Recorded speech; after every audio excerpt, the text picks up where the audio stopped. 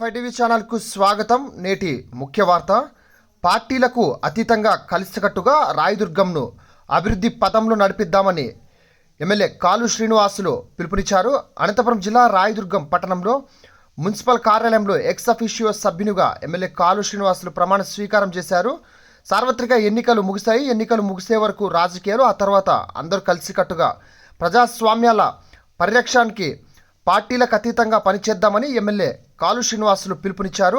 పట్టణంలోని స్థానిక మున్సిపల్ కార్యాలయంలో చైర్పర్సన్ పొరాల శిల్ప అధ్యక్షతన కౌన్సిల్ సర్వసభ్య సమావేశం నిర్వహించారు. ఈ కార్యక్రమానికి ముఖ్య అతిథిగా హాజరైన కాలువ తొలుత ఎక్స్ అఫీషియో సభ్యునిగా ప్రమాణ స్వీకారం చేశారు. అనంతరం అజెండాలోని 15 అంశాలపై చర్చించారు. ఇందులో 2, 3, 5 అంశాలకు ఏకగ్రీవంగా ఆమోదించగా మిగిలినవి వివిధ కారణాలతో పెండింగ్లో పెట్టారు. ఈ సందర్భంగా కౌన్సిలర్లు పొరాల గోవిందరాజులు, బండి అజయ్, పద్మజ, డిష్ గోవిందు, పైతోట సంజీవ, శ్రీలక్ష్మి, శ్రీనివాసరెడ్డి బడ్జెట్లోని అంశాలపై లేవనెత్తారు. మున్సిపల్ కార్యాలయంలోని ప్రధాన విభాగాల్లో ఖాళీలు ఉన్నాయని, వాటిని భర్తీ చేశాకే బదిలీలకు అవకాశం కల్పించాలని కోరారు. అనంతరం చైర్మన్తో సహా సభ్యులంతా ఎమ్మెల్యేను సన్మానించారు. ఈ సందర్భంగా కాలు శ్రీనివాసులు మీడియాతో మాట్లాడారు. పార్టీ ఏదైనా అందరూ సభ్యుల చేత ఎన్నుకోబడిన వారేనన్నారు. ప్రజలకు మంచి చేసేందుకు అందరూ కలిసికట్టుగా రావాలన్నారు. ప్రభుత్వం చేసే ప్రతి పని ప్రజల్లోకి తీసుకువెళ్లే బాధ్యత ప్రజాప్రతినిధులపై ఉంటుందన్నారు. ముఖ్యంగా తాగునీరు, వీధి లైట్లు, పారిశుద్ధ్యం మెరుగుదలకు కృషి చేద్దామన్నారు. కార్యక్రమంలో మున్సిపల్ కమిషనర్ కిషోర్, తహసీల్దార్ చిట్టిబాబు, మున్సిపల్ వైస్ చైర్మన్లు శ్రీనివాస్ యాదవ్, వలీ భాషా, ఆయా వార్డులకు చెందిన కౌన్సిలర్లు, వివిధ శాఖల అధికారులు ఈ కార్యక్రమంలో పాల్గొనడం జరిగింది. గత 5 ఏళ్లలో అభివృద్ధికి నోచుకోలేదని, ఈ 5 ఏళ్లలో అభివృద్ధిని పరుగులు పెట్టిస్తానని, అందరూ సహకారంతో ముందుకెళ్దామని ఆయన పిలుపునివ్వడం జరిగింది. వేరే పార్టీకి చెందిన కౌన్సిలర్లకు సముచిత గౌరవం కల్పిస్తానని ఆయన హామీ ఇవ్వడం జరిగింది. రాయదుర్గం పట్టణ ప్రజలకు ఏమిచ్చినా తాను రుణం తీర్చుకోలేనని ఆయన పేర్కొన్నారు. కౌన్సిల్ సభ్యుల సహకారంతో రాయదుర్గం పట్టణంలో తాగునీటి సమస్యకు చెక్ పెట్టే విధంగా ముందుకు వెళ్తానని ఆయన హామీ ఇచ్చారు.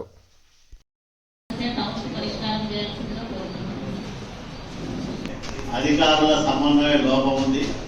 దీనివల్ల కూడా సక్రమంగా పట్టణానికి మంచినీటి సరఫరా జరగడం లేదు.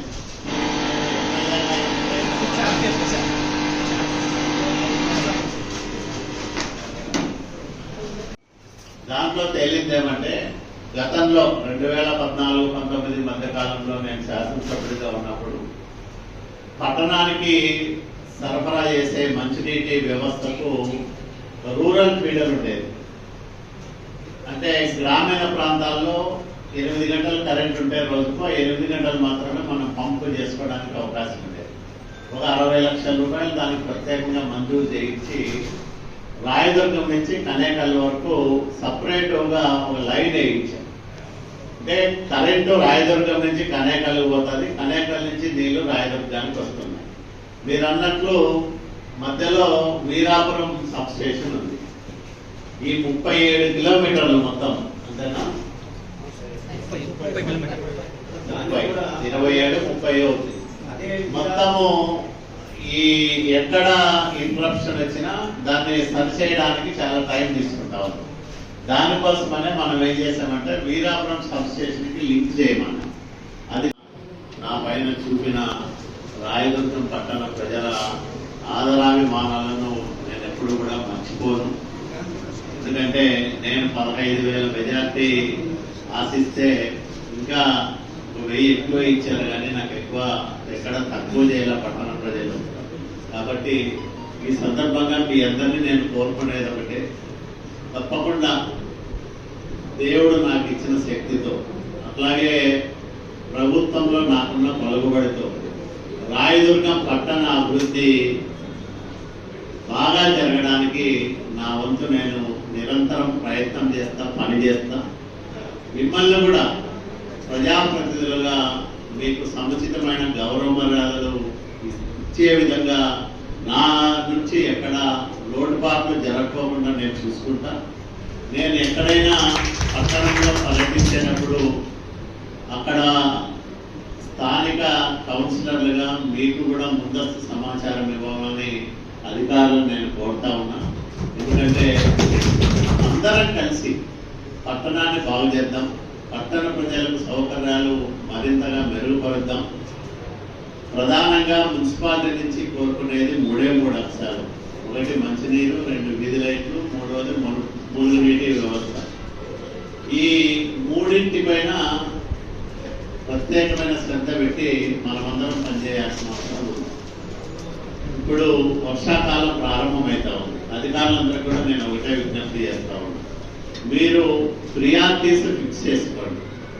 నేను అజెండా చూశాను, నేను కూడా అట్లా చూస్తే కాంట్రాక్టర్లందరూ కూడా ఒకరోజే వస్తున్నారు. ఎందుకో కాంట్రాక్టర్లు వస్తున్నారా, మనము ఇస్తున్నామా అనేది డౌట్ నాకు. ఎక్కడా పోటీ లేదు. సహజంగా మున్సిపాలిటీ పనులన్నా, ప్రభుత్వం పనులన్నా కాంట్రాక్టర్ల మధ్య సుదృఢమైన పోటీ ఉంటేనే మనకు కూడా డబ్బులు తగ్గుతాయి. అంటే 0.30%, 0.40% తక్కువ వేసి ఎస్టిమేషన్ రేట్లో అందరూ కూడా కాంట్రాక్టర్లు డబ్బులు తీసుకుంటా ఉన్నారు. దీనివల్ల ప్రజాధనము దుర్వినియోగం అవుతుందని నేను చెప్పలేను, కానీ మనం ఆశించిన స్థాయిలో రేట్స్ కోట్ చేయడం లేదని నాకు అనిపించింది. మన ఎస్టిమేట్స్ కి సహజంగా ఈరోజు 5%, 10% తక్కువ వస్తూ ఉంటాయి, కానీ 0.30%, 0.40%కే తీసుకుంటున్నారంటే ఇదంతా కూడా ముందస్తు ఏర్పాట్లు చేసుకొని కాంట్రాక్ట్ తీసుకుంటున్నట్టు నాకు అనిపిస్తూ ఉంది. అట్లాంటివి లేకుండా చూసుకోండి. అధికారులకు నేను విజ్ఞప్తి చేస్తా ఉన్నా, ఎందుకంటే తొలి సమావేశం కాబట్టి ఎక్కడా కూడా ₹1 ప్రజాధనం దుర్వినియోగం కావడానికి వీల్లేదు, అదనంగా ఖర్చు కావడానికి కూడా వీల్లేదు. ఎందుకంటే రాయదుర్గంలో పెద్ద పెద్ద షావుకారులు చాలా తక్కువ, నిత్యం కష్టపడి పనిచేసుకునే సగటు కుటుంబం ఇచ్చే పన్నుతో, కట్టే పన్నుతో మనం ఈ వ్యవస్థ నడుపుతున్నాం. అంటే వాళ్ళ కష్టార్జితాన్ని మనం ఖర్చు పెట్టేటప్పుడు చాలా కాన్షియస్గా ఉండాలి. ప్రతి పైసాకు, ప్రతి రూపాయికి మనం జవాబుదారీగా ఉండాలి. అట్లా ఉన్నప్పుడే ప్రజాధనం సద్వినియోగం అయ్యేదానికి అవకాశం వస్తారు. ఆ రకంగా మీరు జాగ్రత్త పడాలని అధికారులకు నేను విజ్ఞప్తి చేస్తా ఉన్నా.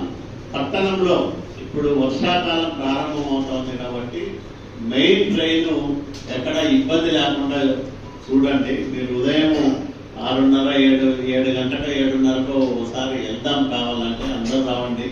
చూసి మొన్న మన కౌన్సిలర్లు కూడా నా దృష్టికి తీసుకొచ్చిన ప్రధానమైన అంశాల్లో ఇది కూడా ఒకటి. మెయిన్ ట్రైన్ ఒకటి, వర్షం వస్తే మెయిన్ రోడ్డుకి నీళ్ళు వస్తున్నాయి. అట్లాగే కేబీ ప్యాలెస్ ఆ ఏరియా అంతా కూడా బాగా ఇబ్బంది పడతా ఉంది. కాబట్టి ఆ సమస్య లేకుండా ఫస్ట్ చూసుకుందాం. ఎక్కడైతే మురుగునీటి కాలువల్లో పూడిక పెరిగిపోయిందో కనీసం మీరు ఫస్ట్ లేబర్ని పెట్టి వాటిని క్లీన్ చేయించాలి. ఎందుకంటే వర్షపు నీరు ఇమ్మీడియట్ గా వచ్చి నీళ్ళు వచ్చినట్టు పోతే ఎక్కడ కూడా స్టాగ్నేషన్ వీలు లేకుండా ఉంటారు. ఈ పూడిక వల్ల నీళ్లు సక్రమంగా పోని కారణంగా చాలా ఇబ్బందులు వస్తాయి. నేను మొన్న హెచ్ఎల్సి కాలువలు చూశాను. ఈ 5 ఏళ్ళలో ఎక్కడ ఒక తట్టడి మట్టి తీసేయాలి. ఒక యూటీ ఉంది, 100 టన్నులు ఉంది. అది మొత్తము ఆ మట్టి పేరుకుపోయింది. మట్టి పేరుకుపోతే వర్షం వచ్చేటప్పటికి ఆ నీళ్లు ఎగదండి ఆ యూటీ పైకి లేసింది, ఒక 1/2 ఇంచి పైకి లేసింది. అంటే నీటికున్న శక్తి అది, దాన్ని ఎవరు ఆపలేదు. మొన్న లాస్ట్ ఇయర్, బిఫోర్ ఇయర్ కూడా చాలా మంది వ్యాపారస్తులు ఇబ్బందులు పడ్డారు. వాళ్ళ దుకాణాల్లోకి నీళ్లు, వర్షపు నీళ్లు చేరి చాలా ఇబ్బందులు పడ్డారు. అట్లాంటి పునరావృతం కాకుండా చూసుకోవాల్సిన బాధ్యత మన మీద ఉంది. పుట్టప ట్రైన్ కూడా దాన్ని ఎంతవరకు వచ్చింది ఏమనేది ఒకసారి నాకు మళ్ళీ మీరు బ్రీఫ్ చేయండి. గవర్నమెంట్లో ఏదైనా పెండింగ్ ఉంటే కూడా తీసుకొచ్చి దాన్ని యుద్ధ ప్రాతిపదికన చేద్దాం. అట్లాగే పై తోటలో తాగునీటి సమస్య ఉంది. మన కౌన్సిలర్ కూడా నా దృష్టికి తీసుకొచ్చారు, స్థానికంగా వాళ్ళ ప్రజలు కూడా తీసుకొచ్చారు. నేను నేషనల్ హైవే ఈతో మీతో మాట్లాడతానన్నా, మీరు కూడా ఫోన్ చేయండి. మన డిఈ గారు మీరు వెళ్ళి అక్కడ ప్రాబ్లం ఏమంటే వాళ్ళకున్న ఆ కేటాయించిన మొత్తము ఈ పైపు, ఇది పాత రకం పైప్ లైన్ కొత్తగా మార్చడానికి ఆ డబ్బులు సరిపోదంట. మీరు ఏదన్నా టెక్నికల్ గా కొంత పొడవు తగ్గిస్తే ఉన్న డబ్బులతోనే మేము ఇమీడియట్ గా చేస్తామని చెప్తున్నాం. లేకపోతే 20 లక్షలు అదనంగా కావాల్సి వస్తుందని దాన్ని మీరు చూడండి, ఇన్స్పెక్ట్ చేయండి. నిజంగా డబ్బులు ఎక్కువ అవసరమైతే నేను ఎన్హెచ్ వాళ్ళతో కూడా పై ఆఫీసర్లతో మాట్లాడి ఆ డబ్బులు కూడా శాంక్షన్ చేయిస్తాం. సాధ్యమైనంత వరకు ఉన్నదాంట్లోనే పని అయిపోయేటట్టుగా చూసుకోండి. ఇవి కాకుండా టౌన్లో డ్రైనేజీ వ్యవస్థ కూడా మనం ఒకసారి మీరు శ్రద్ధ పెట్టండి. తాగునీటి సమస్య ఇప్పటికే మనం 2 సార్లు మాట్లాడుకున్నాం. కాబట్టి ప్రతి ఒక్కరి బాధ అదే, ఆవేదన అదే. పట్టణంలో 8 రోజులకు 10 రోజులకు ఒకసారి నీళ్ళు వస్తున్నాయి. దీనివల్ల ప్రజలు చాలా ఇబ్బంది పడుతున్నారని చెప్తున్నారు. కాబట్టి దాన్ని మనం సాధ్యమైనంత వరకు 20-25 తేదీలో నీళ్ళు వస్తున్నాం, సమస్య తీరిపోతుంది. కాబట్టి మీరు తాగునీటి వ్యవస్థలో పనిచేసే ఎవరున్నా వాళ్ళతో జాగ్రత్తగా పనులు చేయించాలా, బాధ్యతగా పనులు చేయించాలా, ప్రజలకు జవాబుదారీగా మనం అందరం కూడా ఉండాలని మీ అందరికీ నేను మనవి చేసుకుంటూ, మరి నాకు పట్టణ అభివృద్ధి ప్రాధాన్యం, రాజకీయాలు ఇవన్నీ కూడా నేను 14-19 మధ్యకాలంలో నా పనితీరు మీరందరూ కూడా గమనించారు. కాబట్టి అదే రకంగా ఇప్పుడు కూడా పనిచేస్తాం. ప్రభుత్వంలో ఎక్కడ ఏ పని ఆగిపోయింది, ఎక్కడ ఎవరు సంప్రదిస్తే నిధులు వస్తాయో తెలుసు. కాబట్టి ఖచ్చితంగా ఆ రకంగా ఎక్కువ నిధులు తీసుకురావడానికి రాయదుర్గం పట్టణాన్ని ఏ నగరానికి తీసుకునే విధంగా బాగు చేయడానికి అందరూ కలిసికట్టుగా ప్రయత్నం చేద్దాం, పని చేద్దామని మీ అందరికీ మనవి చేస్తూ, మీ అందరినీ గౌరవంగా చూసుకుంటానని మళ్ళీ మాట ఇస్తూ మీ అందరికీ కూడా కలగలుగుతున్నాను. నమస్కారం. దుర్గం పట్టణ ప్రజలు తిరుగులేని మెజార్టీతో నన్ను ఆదరించిన నేపథ్యంలో మున్సిపల్ ఎక్సెప్షన్ మెంబర్గా ఈరోజు ప్రమాణ స్వీకారం చేశాం. 16,000 మెజార్టీ ఇచ్చి ఈ పట్టణాన్ని బాగు చేసే బాధ్యతను నా భుజస్కంధాలపైన మోపారు. ఆ పట్టణ ప్రజల రుణము తీర్చుకోలేనిది. దేవుడు నాకు ఎంత శక్తినిస్తే అంత శక్తిని ఉపయోగించి రాయదుర్గం పట్టణ అభివృద్ధికి పని చేస్తానని మాట ఇస్తా ఉన్నా. అదే సందర్భంలో మున్సిపాలిటీలో మెజార్టీ సభ్యులు వేరే పార్టీకి సంబంధించిన వాళ్ళు ఉన్నా, వాళ్ళందరూ కూడా ప్రజాప్రతినిధులు కాబట్టి వాళ్లకు గౌరవ మర్యాదలు తగ్గకోకుండా చూస్తానని చెప్పాను. అట్లాగే ప్రభుత్వం నుంచి వచ్చే ఆదేశాలు కానీ లేదా ముఖ్యమంత్రి నుంచి వచ్చే సందేశాలు కానీ ఇవన్నిటినీ కూడా ప్రజాప్రతినిధులుగా వాళ్ళు కూడా కూచా తప్పకుండా అమలు చేయాలని వాళ్ళకు సూచించాం. వాళ్ళు ప్రభుత్వాన్ని గౌరవిస్తూ ప్రభుత్వ విధానాలకు అనుగుణంగా నడుచుకున్నంత కాలం వాళ్ళ గౌరవ మర్యాదలు ఉంటాయని కూడా భరోసా ఇచ్చాం. ప్రధానంగా రాయదుర్గం పట్టణంలో ప్రజలు తీవ్రమైన మంచినీటి సమస్యను ఎదుర్కొంటూ ఉన్నారు. దాన్ని పరిష్కరించే దిశగా ఇప్పటికే 2 సార్లు సమావేశాలు పెట్టాం.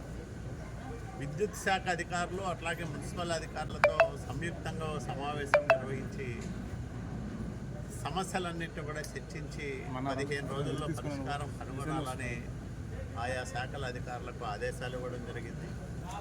రెండోది, ప్రధాన మురుగునీటి వ్యవస్థ సక్రమంగా లేని కారణంగా వర్షం వస్తే నీళ్ళన్నీ కూడా రోడ్ల మీద పొంగి పొరలడం, ఇళ్లల్లోకి రావడం, షాపుల్లోకి రావడం జరుగుతూ ఉంది. దీన్ని యుద్ధ ప్రాతిపదికన నివారించడానికి, నియంత్రించడానికి చర్యలు తీసుకోవాలని అధికారులను కోరాం.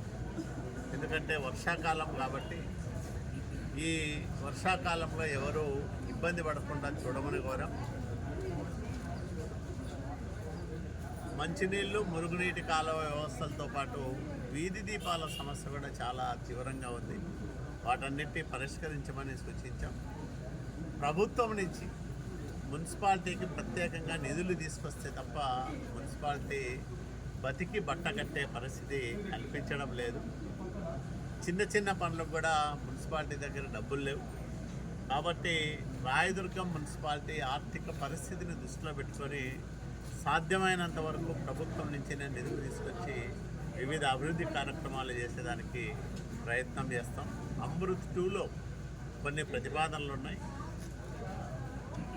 కనేకల్లు రాయదుర్గం మధ్యలో ఉండే ప్రధానమైన పైప్ లైన్ను మార్చాలని ఒక ప్రతిపాదన ఉంది. ఎక్కడైతే ఇబ్బందులు ఉన్నాయో అక్కడైనా కనీసం యుద్ధపాతికన మార్చాల్సిన అవసరం ఉంది. దాంతోపాటు పట్టణంలో కనీసం 3 నీళ్ళ ట్యాంకులు నిర్మించాల్సిన అవసరం ఉంది. అట్లాగే విస్తరించిన ప్రాంతాలకు పైప్ లైను ఏర్పాటు కూడా జరగాల్సిన అవసరం ఉంది. ఇవన్నీ దశల వారీగా అమలు చేసి రాయదుర్గం పట్టణ ప్రజల అవసరాలు తీర్చడంతో పాటు రాయదుర్గం ఏ అభివృద్ధి చెందిన పట్టణానికి నగరానికి తీసుకోదనే విధంగా వచ్చే 5 సంవత్సరాల కాలంలో రాయదుర్గాన్ని అన్ని విభాగాల్లోనూ అభివృద్ధి చేసి చూపిస్తామని కూడా నేను మనవి చేస్తాను.